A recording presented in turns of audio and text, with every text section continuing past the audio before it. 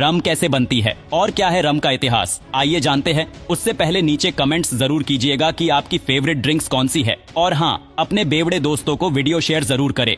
रम बनाने की शुरुआत बहामस के इस खूबसूरत आइलैंड से हुई थी, जिसे आज से करीब 300 साल पहले बनाया गया था। वेल रम बनाने की कहानी उसके स्वाद से भी ज्यादा मजेदार है। ये कहानी इसके जन्म से भी 200 साल पहले की है। जब मशहूर एक्सप्लोरर क्रिस्टोफर कोलंबस अमेरिका पहुंचे थे तो उन्होंने वहां एक खास किस्म की घास को उगाया, जो कि आगे चलकर गन्ने में तब्दील हो गई। क्रिस्टोफर इसे स्पेन से अपने साथ लेकर आए थे। आगे चलकर पूरे पाश्चात्य समाज ने भारतीयों की नकल कर गन्ना से चीनी को बनाना सीखा, और चीनी के इस आविष्कार ने कुछ शराबियों को एक नई मदिरा यानी रम का आविष्कार करने के लिए प्रेरित किया। खेतों से लाए गए गन्नों को प्रोसेस करके उनसे चीनी तैयार की जाती है, लिहाजा रम बनाने में चीनी का कोई रोल नहीं होता, बल्कि रम को तैयार करने के लिए तो चीनी बनाने के बाद बचने वाला गन्ने का भूसा ही काम आता है। यह भूसा फिलहाल गुदे के रूप में होता है और यही जादुई गोदा मोलासेस कहलाता है। रम को तैयार करने के लिए मोलासेस ही एकमात्र मेन इंग्रेडिएंट है।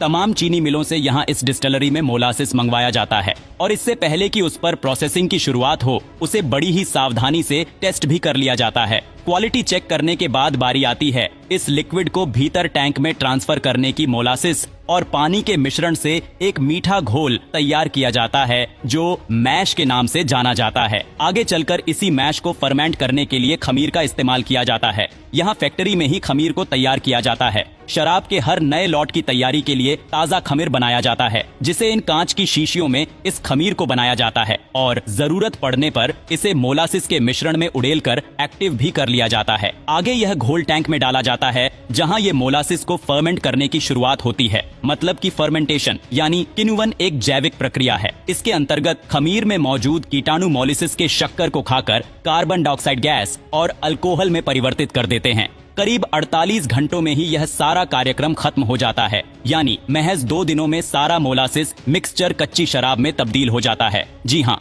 फिलहाल ये रो अल्कोहल की फॉर्म में होता है। इसमें बहुत सी अशुद्धियां और अपशिष्ट पदार्थ मिले होते हैं, जिन्हें आगे उससे अलग किया जाएगा। यहाँ से शुरुआत होती है डिस्टिलेशन के प्रोसेस की। किसी ऑयल रिफाइनरी जैसे दिखने वाले इस सेटअप में यह कार्रवाई को अंजाम दिया जाता है। इसके अंतर्गत बॉइलिंग टावर्स में फर्मेंटेड मिक्सचर को गर्माकर उबाला जाता है। ऐसा करने से एक निश्चित तापमान पर पहुंचते ही इससे अल्कोहल भाव बनकर उड़ जाता है और ऊपर सेपरेशन वेसल की ओर बढ़ चलता है, जहां आखिरकार वाष्प ठंडे पड़कर तरल के रूप में आ जाते हैं। फिलहाल इस ब्लॉक में मौजूद रम को लाइट रम कहा जाता है, जिसे आगे के 10 से 15 सालों तक स्टोर किया जाएगा, जिसे लकड़ी के बने इन बॉक्स में रखा जाएगा, ताकि ये लंबे समय तक खराब न ही और एक अच्छी क्वालिटी की रम बनके तैयार हो जाए। और आखिरकार 10 सालों बाद जब भी ये बॉक्स खुलता है तो एक बेस्ट क्वालिटी की रम बनके निकलती है, जिसके बाद इसे टेस्टिंग करके बोतलों में भर लिया जाता है, जहां से सीधा आपके हाथों तक पहुंच जाता है।